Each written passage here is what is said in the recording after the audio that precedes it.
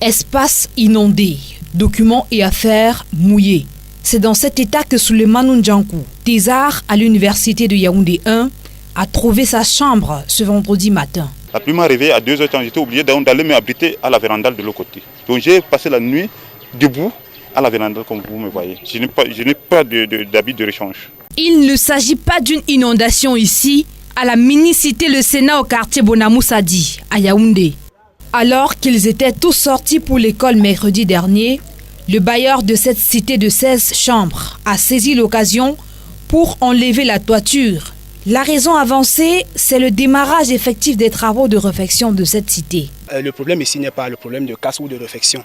Le problème qui se cache derrière cette situation, c'est l'augmentation des prix des chambres. Vu que chaque fin d'année, les bailleurs ont toujours une technique. Ils disent qu'ils veulent refaire, ils ont des travaux à entreprendre. Ils font sortir les anciens et les nouveaux en arrivant entrent avec une augmentation des prix des chambres de loyer. Maintenant, face à cette situation, certains ont eu les yeux ouverts et quand ils essaient de résister, alors ils montent à l'université, ils ont des autorisations de la DECU qui est la direction du centre des œuvres universitaires.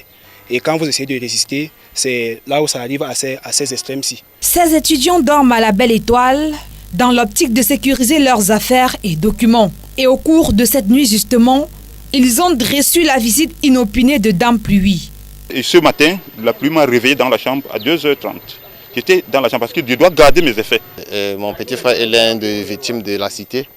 Je lui ai demandé bon, dans quelle procédure tu vas dormir. Il dit, il pleut, tu fais comment pour dormir? Il est en dessous du lit pour garder ces choses. Mais ce matin, je croyais que c'était la blague. J'arrive ce matin et constate qu'il n'y avait pas la toiture. Tout était mouillé dedans, toutes les machines qui étaient achetées, ses cahiers, il est en thèse. Tous ces documents de mémoire étaient mouillés. Allé à la rencontre du bailleur, il déclare que c'était la stratégie idoine pour entamer ses travaux. Ils étaient déjà censés sortir pour que je fasse mes travaux. Je n'ai balancé personne dehors. Oui, c'est parce que je suis en réflexion. Ils ont dormi à la Belle Étoile. C'est normal. Vous voulez que je fasse comment? Mais si la loi ne me permet pas, j'attends cette loi. La mini-cité Le Sénat reste sans toit. Et ces pensionnaires sont contraints de demander une place chez les voisins.